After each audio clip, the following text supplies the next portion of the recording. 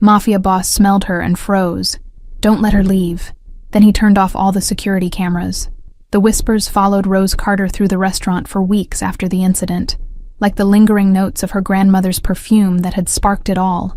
Rose's shift at Aurelio's began like any other Wednesday evening, her chemistry textbooks tucked safely in her locker, while she navigated between pristine white tablecloths with practiced grace. The restaurant's crystal chandeliers cast honeyed light across the faces of Los Angeles elite who never spared her a second glance. The perfume bottle sat on her dresser that morning, an amber glass vessel with intricate engravings that caught the light like trapped fireflies.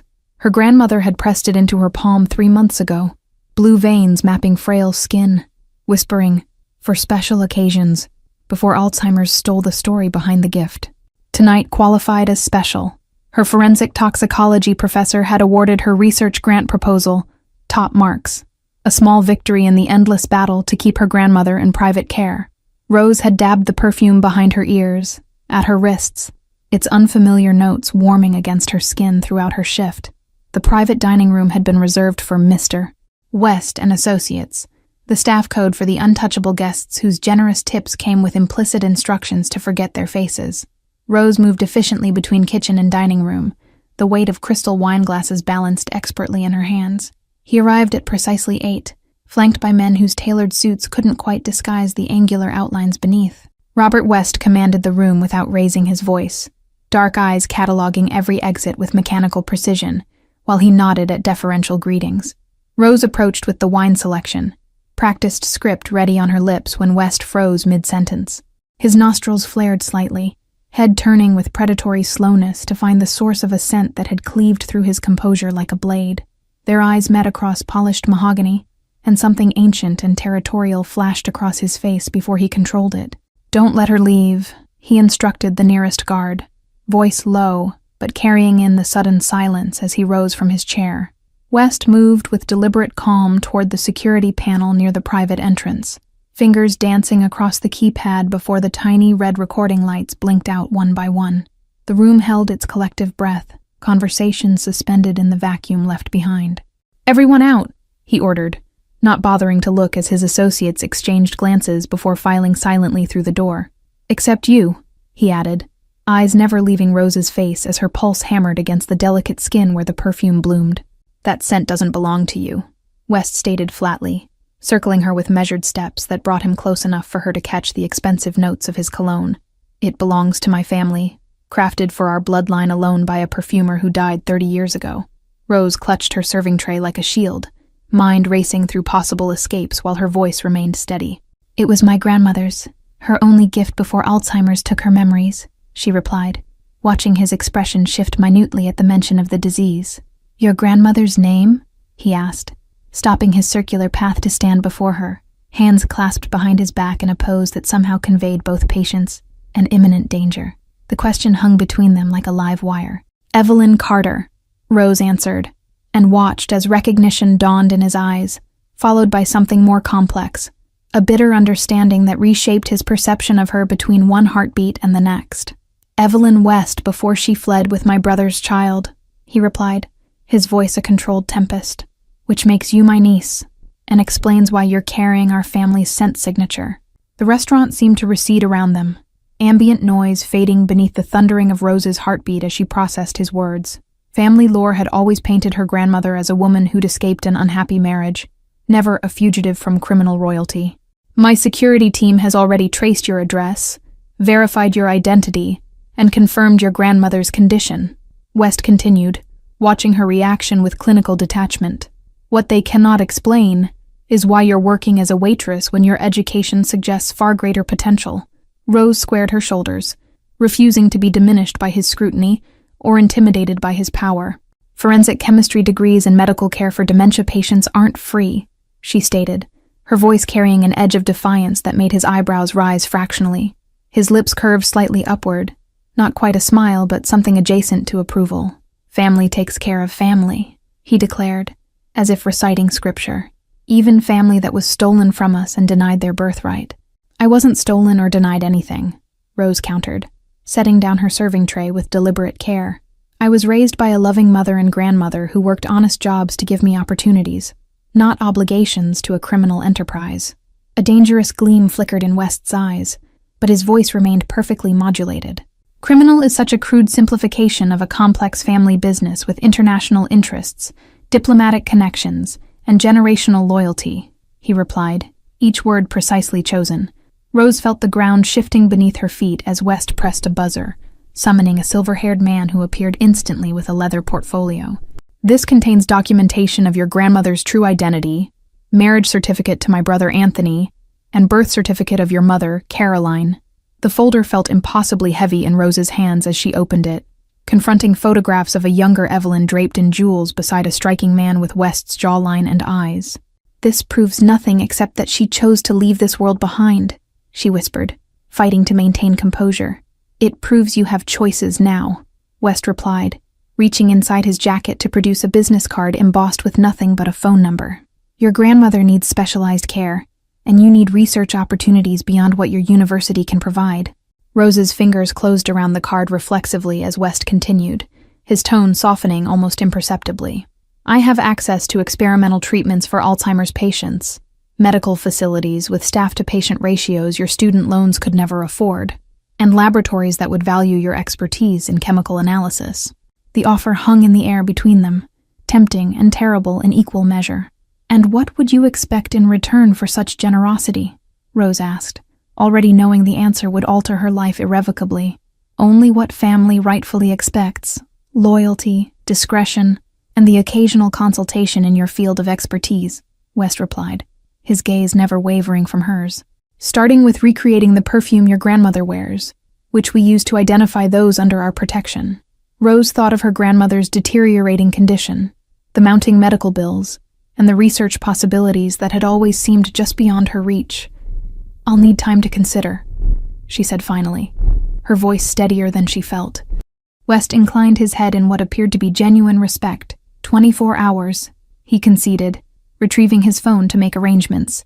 My driver will take you home tonight and collect you tomorrow evening, either to begin our arrangement or to hear your refusal. And if I refuse? Rose asked, needing to understand the boundaries of this unexpected choice. He regarded her with something between amusement and regret. Then, you remain a Carter instead of a West, working double shifts to pay for inadequate care while your grandmother's memories vanish completely, he answered simply. We won't interfere with the life you choose. Rose's apartment felt alien that night, its familiar corners suddenly suspect, as she processed the evening's revelations. The perfume bottle gleamed accusingly from her dresser, no longer a simple heirloom but a bloodline signature, a chemical thread connecting her to a world she'd never known existed. Her grandmother slept peacefully in the adjacent bedroom, unaware that her granddaughter now stood at the intersection of two irreconcilable futures. Rose pulled out her laptop, searching for information on the West family, with growing dread, as fragments of news articles painted a picture of legitimate business interests, thinly veiling suspected criminal activities. Dawn broke as Rose finally closed her computer, having found enough to understand the scale of the organization she was being invited to join. The pharmaceutical division alone could provide her grandmother with cutting-edge treatments, while their research facilities offered resources beyond what academia could ever provide. You were right to run, she whispered to her sleeping grandmother, gently smoothing a silver strand of hair from her forehead. And I understand why you never told us, but what choice do I have now when your care is at stake? The next evening arrived with merciless promptness, a black sedan idling outside her apartment complex, exactly 24 hours after their first encounter. The driver, expressionless in his tailored suit, opened the door without comment, as Rose approached with her decision already made. West's estate sprawled across the Hollywood Hills, a modernist fortress of glass and concrete overlooking the city he controlled. Rose was escorted through security measures disguised as architectural features, recognizing the chemical sensors that likely detected weapons, recording devices, and perhaps even stress pheromones. Welcome to your family home. West greeted her in a vast living room where floor-to-ceiling windows framed Los Angeles like a living painting.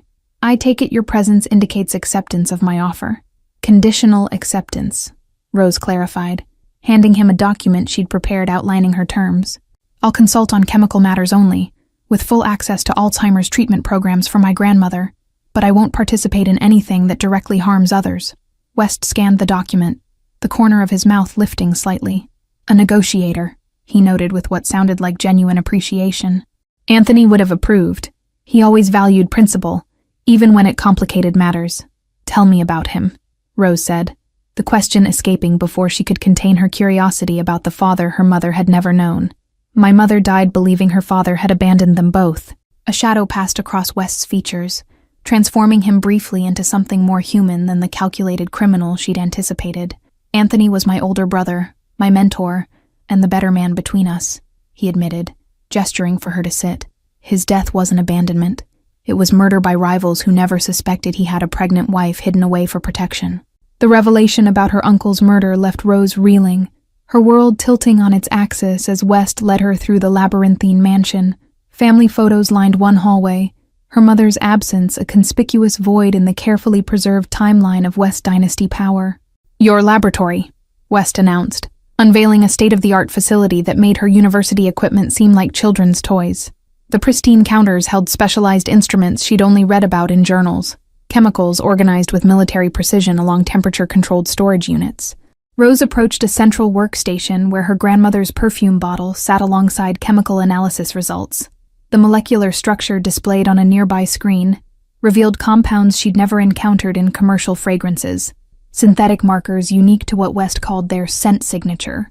The original formula died with our perfumer, West explained, his voice carrying a rare note of reverence. Your grandmother's bottle contains one of the last authentic batches, which we need you to reverse engineer for current application. A team of white-coated assistants materialized at West's gesture, introductions flowing in a blur of credentials that would have impressed Rose's academic advisors. These weren't street thugs, but PhDs in organic chemistry, biochemistry, and neurological sciences, brilliant minds serving a shadow empire. We'll begin moving your grandmother tomorrow, West continued, leading her to a holographic display of a medical facility that resembled a luxury resort more than a healthcare center. Dr. Pearson heads our Alzheimer's research division and has already reviewed her case files. Rose's fingers trembled slightly as she swiped through treatment protocols, far beyond standard care guidelines. These aren't FDA approved, she noted, recognizing experimental compounds that had shown promise in international trials, but remained unavailable in American markets. The West family doesn't recognize artificial boundaries when it comes to medical innovation, her uncle replied with calculated precision. Our patients receive treatments based on efficacy, not regulatory timelines. The tour concluded at a suite of rooms prepared for her temporary residence, decorated with unsettling accuracy to match her personal aesthetic. Someone had studied her, anticipated her needs with the same thoroughness that characterizes both scientific inquiry and predatory surveillance. You'll find everything you need here, West said, gesturing toward a closet filled with clothes in her size. Security protocols require you to remain on the estate until we've established trust parameters and completed your integration briefing.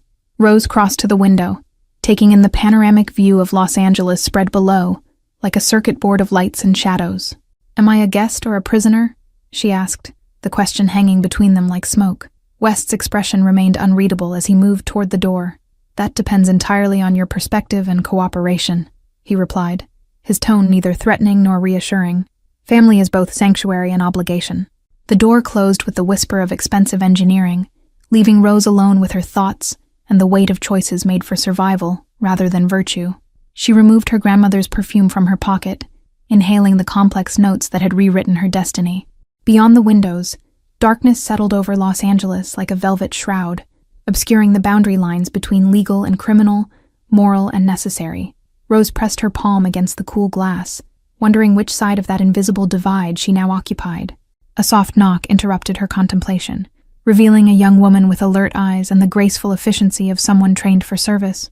Mr. West thought you might need assistance settling in, she offered, her accent placing her origins somewhere in Eastern Europe.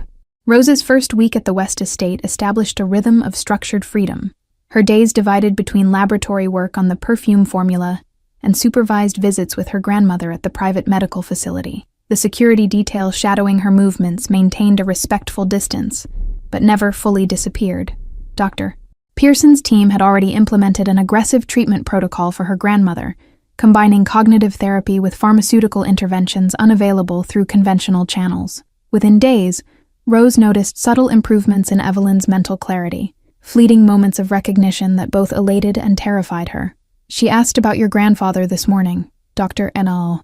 Pearson reported, reviewing neural imaging scans that showed increased activity in memory centers previously deemed dormant. It's the first time she's mentioned Anthony in our sessions. The laboratory work provided both challenge and refuge. Rose's expertise in chemical forensics perfectly suited to deconstructing the perfume's complex formula. Each component revealed itself grudgingly under her analysis, some requiring specialized equipment flown in from European suppliers overnight. West visited the lab infrequently, but always without warning, his presence immediately altering the atmosphere as staff straightened imperceptibly. He would stand silently observing her work, occasionally asking questions that revealed surprising technical knowledge of chemical properties and interactions. The core compound has a unique molecular structure, Rose explained during one such visit, indicating a three-dimensional model rotating on her screen. It's synthesized from a botanical source I can't identify in any standard reference database. West nodded, unsurprised by her discovery. The primary ingredient comes from an orchid variant our perfumer cultivated specifically for us, grown exclusively at our property in Northern California, he revealed, the first piece of information he'd volunteered without prompting. Rose cataloged this new information, adding it to her growing mental dossier on the West operations. I'll need samples of the original plant to complete an authentic recreation, she stated, testing the boundaries of her restricted movement within the organization. A ghost of approval flickered across West's features as he made a note on his phone. Arrangements will be made, he confirmed, studying her with that penetrating gaze that seemed to assess not just her words, but the calculations behind them. Your grandmother has been asking for you. The medical wing existed in stark contrast to the business operations she'd glimpsed, its atmosphere one of genuine compassion rather than strategic advantage. Nurses greeted Evelyn by name, their interactions characterized by patience and dignity rarely found in conventional care facilities. Rose found her grandmother in a sunlit garden room, arranging flowers with focused determination that had been absent for months. They smell like the ones your grandfather planted at our first house, Evelyn explained, her voice clearer than Rose had heard in years. The breakthrough sent Rose back to her laboratory with renewed purpose, working through the night to isolate compounds that might explain the cognitive improvement. Her analysis revealed trace elements in the perfume that potentially stimulated neural pathways associated with memory retrieval.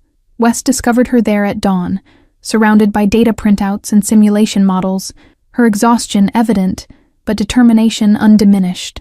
You found something, he observed. Not a question, but a statement of fact, as he scanned her notes with practiced efficiency. The perfume isn't just a family signature, Rose explained, highlighting molecular structures on her screen. It contains compounds that interact with memory centers in the brain, possibly why my grandmother experienced clarity when I wore it around her. West absorbed this information with inscrutable calm, but his stillness carried the weight of significant realization. Our perfumer was decades ahead of neurological science, he finally said, reaching for his phone. This changes the parameters of your project considerably. 2 months into her residence at the West Estate, Rose found herself admitted to the inner circles of the family operation with calculated incrementalism. Security clearances expanded, doors previously locked now recognized her biometric signatures, and staff increasingly deferred to her directives regarding laboratory protocols. The cognitive enhancer discovered in her grandmother's perfume had become the focus of an accelerated research initiative, with West allocating resources that would have made her university department head weep with envy. Rose supervised a team of neurochemists adapting the compound for therapeutic applications, their progress monitored by investors she never met, but whose influence manifested in midnight deliveries of equipment and priority access to clinical trial data. Your grandmother's case has been classified as exceptional response, Dr. Pearson reported during their weekly meeting, presenting brain scans showing remarkable neural regeneration patterns. She's recovering memories from 50 years ago with contextual awareness that defies our standard prognosis models. Rose's success in the laboratory earned her conditional trust within the organization, though West maintained certain boundaries with unwavering discipline. Financial operations, enforcement protocols, and territorial negotiations remained firmly beyond her clearance level, mentioned only in conversations that ceased when she entered rooms. The Takahashi shipment arrives Thursday, she overheard one afternoon, the discussion abruptly shifting to weather predictions as she approached the strategy room with laboratory results. The speaker's eyes met hers with neither apology nor explanation, simply acknowledging the compartmentalization that defined her position. West's relationship with Rose evolved into something resembling mentorship, their interactions characterized by professional respect, layered over unspoken familial connection. He began inviting her to certain business dinners, introducing her as our pharmaceutical research director to associates whose polished veneers barely concealed predatory instincts. They respect expertise and results above all else, West advised before her first major presentation to the family's inner council. Show them the market applications of your grandmother's formula, not the science behind it. Wealth motivates more reliably than intellectual curiosity. Rose delivered her findings with clinical detachment, demonstrating how the memory-enhancing compound could be modified for controlled pharmaceutical application. The room of immaculately dressed power brokers transformed from skeptical to calculating as profit projections appeared on screens, their questions shifting from technical validation to market exclusivity and patent protection. One council member remained after the others departed, a woman whose subtle authority registered in how even West deferred slightly in her presence. Your mother would be proud, she stated, studying Rose with eyes that carried decades of sharp observation. Caroline always had exceptional analytical skills beneath her rebellious exterior. The comment disoriented Rose more than any security threat could have, this casual reference to a mother whose life story suddenly seemed constructed rather than lived. You knew her? She asked, struggling to maintain professional composure while personal foundations shifted beneath her. I arranged her scholarship to UCLA after we confirmed Anthony's death, the woman replied, her gaze traveling to West with what appeared to be decades-old disapproval. Robert's protection methods were too restrictive for her independent nature, so we compromised with distance and monitoring instead. West accepted this criticism with a slight inclination of his head, neither defending nor denying the accusation. Monica has overseen family security protocols since before you were born, he explained to Rose, the first acknowledgement that her mother's freedom had been an illusion, carefully maintained by invisible watchers. The revelation collapsed Rose's perception of her past like a house of cards, each memory now requiring re-examination through the lens of orchestrated surveillance. You've been watching me my entire life, she stated, the words falling between them like stones into still water. Protection requires awareness, Monica replied with unapologetic pragmatism, gathering her files with the efficiency of someone who had managed dangerous truths for decades. The West bloodline has always attracted attention from competitors, law enforcement, and opportunists alike. Rose found herself at the laboratory hours later, seeking refuge in the objectivity of chemical analysis while processing the knowledge that her life's narrative had never been truly her own. The perfume formula, nearly complete on her workstation, now represented not just her grandmother's legacy, but a family history written in molecular structures rather than words. 3 months into her new reality, Rose found herself alone with West on the estate's rooftop terrace, the evening sky painted in watercolor hues of purple and gold. The city sprawled before them like a galaxy of earthbound stars, beautiful and distant from their elevated perspective. Your grandmother recognized me today, West revealed, swirling amber liquid in a crystal glass as he leaned against the railing. She called me Little Robbie and asked if I was still collecting baseball cards like when Anthony and I were boys. Rose studied his profile against the darkening skyline, noting the momentary vulnerability that flickered across features usually guarded by calculated control. She mentioned a summer house by a lake this morning, she offered, this exchange of personal details becoming their unspoken ritual. Their conversations had evolved into something neither had anticipated, moments of genuine connection between two people orbiting the same complicated legacy. West shared stories of her grandfather that humanized the myth, painting Anthony as brilliant but flawed, principled yet pragmatic in ways that sometimes contradicted his ethical framework. He would have given everything up for your grandmother, West confided, his voice softening when he spoke of his brother. Anthony was planning our family's legitimate transition before his death: pharmaceuticals, medical research, technology ventures without criminal entanglements. The revelation aligned with the research innovations Rose had witnessed within the organization, legitimate businesses built atop a foundation of historical criminality.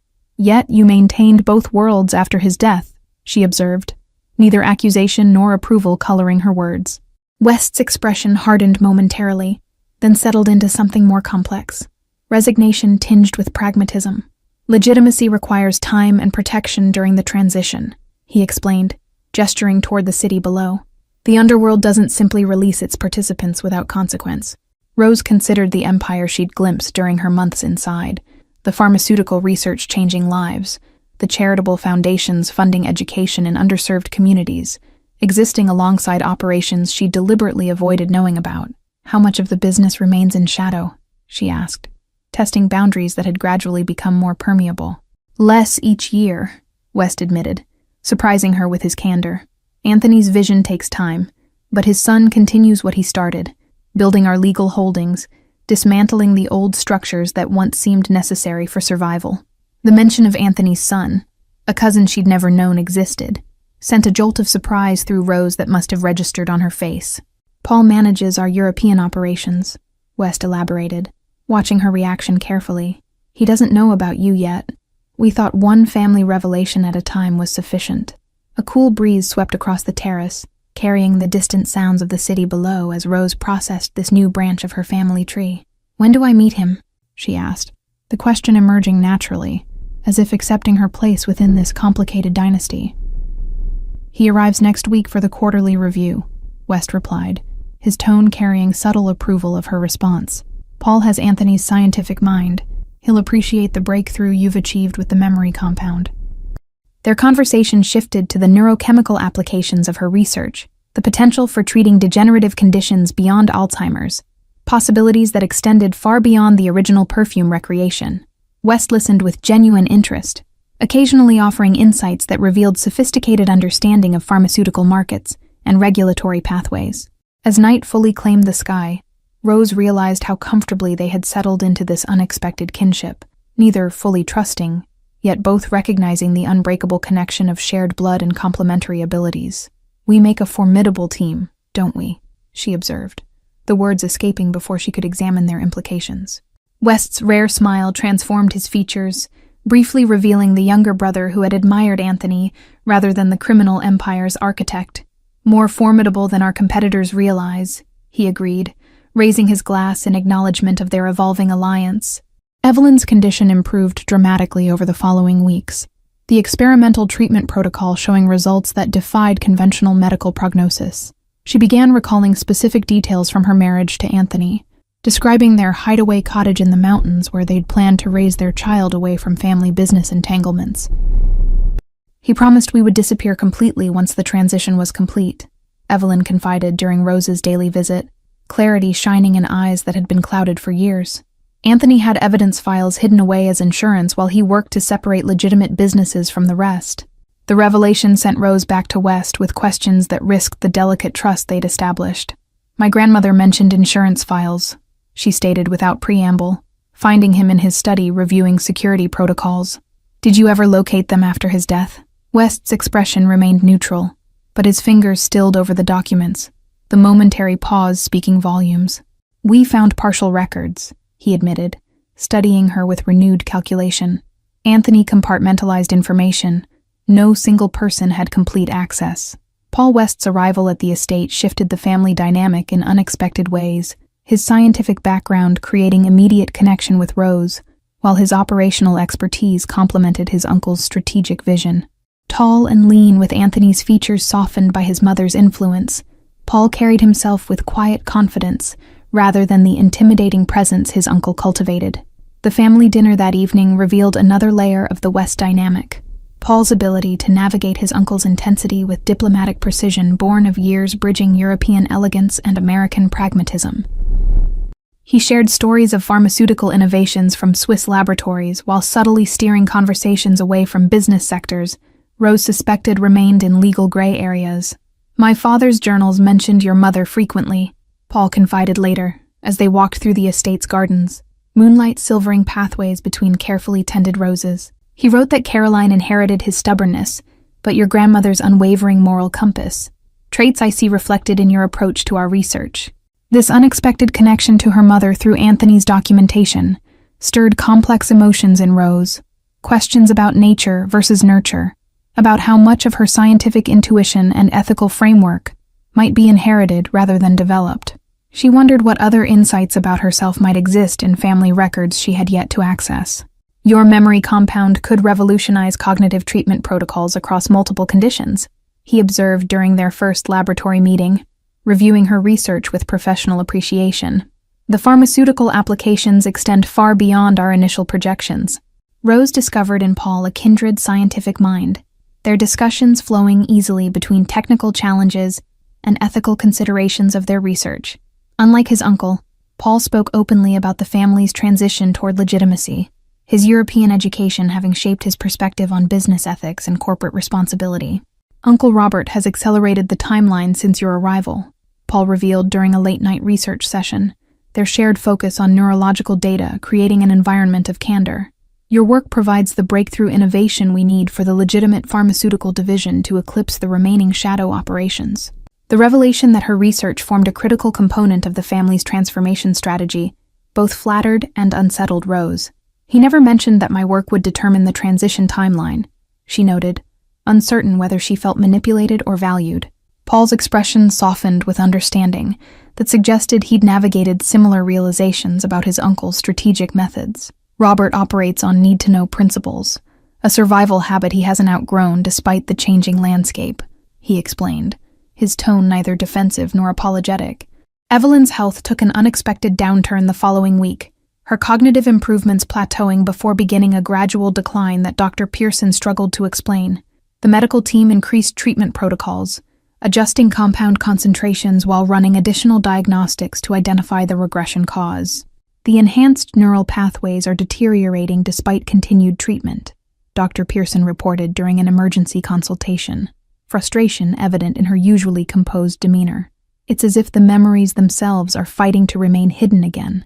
Rose spent sleepless nights in the laboratory, reviewing molecular structures and interaction patterns for answers that continued to elude her. The perfume formula, now completely reverse-engineered, revealed nothing new despite additional testing on isolated neural tissue samples. West found her there one morning, surrounded by failed simulation models and discarded hypotheses. "You need perspective," he stated simply, placing a leather-bound journal before her. Anthony documented his observations of the original perfumer's work. Notes I should have shared sooner. The journal contained meticulous documentation of chemical trials, botanical extraction methods, and, most critically, behavioral observations of test subjects exposed to various formula iterations. Anthony had noted similar regression patterns in early trials, attributing them to psychological resistance toward painful memories resurfacing during treatment. Rose read the passage twice, a hypothesis forming that combined chemical interactions with psychological defense mechanisms. "It's not the compound failing," she explained to West, understanding crystallizing with sudden clarity. "Her mind is protecting itself from memories that cause emotional distress." 3 days before the scheduled pharmaceutical division launch, Rose sat beside her grandmother's bed, monitoring vital signs that had stabilized, but showed no improvement. Evelyn drifted between clarity and confusion, occasionally gripping Rose's hand with surprising strength when lucidity returned. "He didn't want you in this life," Evelyn whispered during one such moment, her gaze intense with urgency. "Anthony created escape routes for all of us. Documentation in the cottage safe behind the painting of mountains at sunrise." The information electrified Rose, but she maintained calm composure as she stroked her grandmother's hand. "Which cottage, grandmother?" she asked gently, conscious that this moment of clarity might quickly pass. "Where should I look for these documents?" West appeared in the doorway before Evelyn could answer, his expression revealing nothing as he observed their interaction. "The board members have arrived early for tomorrow's presentation," he announced, his tone professionally neutral. "Your presence is requested in the main conference room." Rose reluctantly left her grandmother's side, following West through corridors that no longer seemed labyrinthine but familiar. Their working relationship had evolved into a complex balance of professional respect, familial connection, and carefully maintained boundaries regarding certain operations she still wasn't privy to. The conference room housed pharmaceutical industry leaders, regulatory consultants, and investment partners gathered for the official unveiling of their memory compound.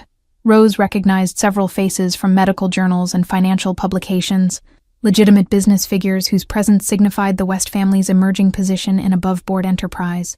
"Dr. Carter will present the neurological applications of compound W137, West announced, using Rose's maternal surname for this audience while subtly acknowledging her contribution with the compound designation. "Her groundbreaking research represents the cornerstone of our pharmaceutical division's future direction."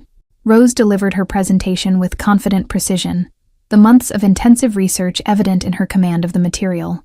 She outlined treatment protocols, clinical trial projections, and potential applications across multiple degenerative conditions, carefully omitting the compound's origins in a family perfume signature.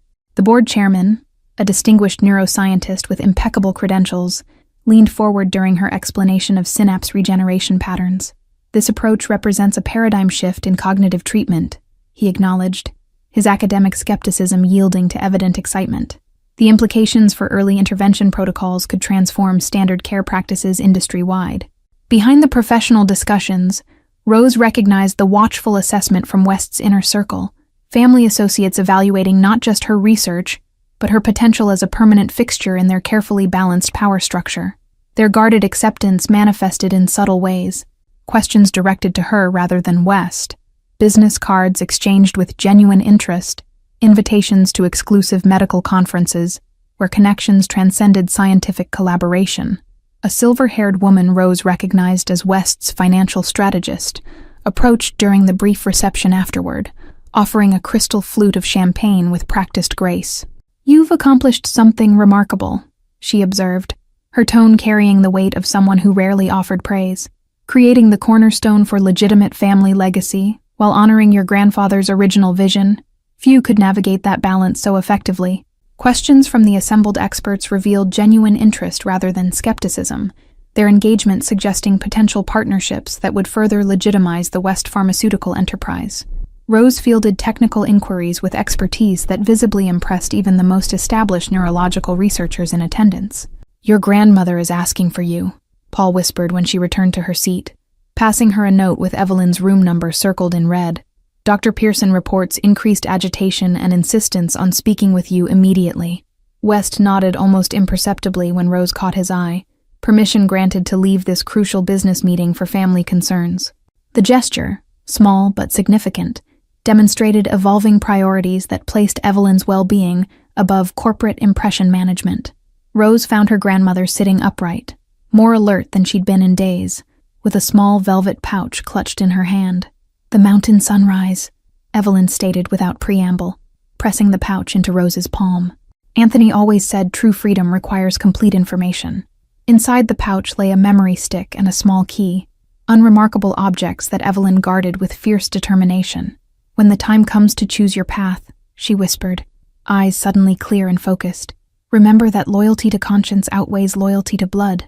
The door opened as Evelyn finished speaking, West entering with quiet authority that suggested routine visit rather than strategic interruption. "How are you feeling today, Evelyn?" he asked, his tone gentler than his customary business cadence, as he moved to stand beside Rose.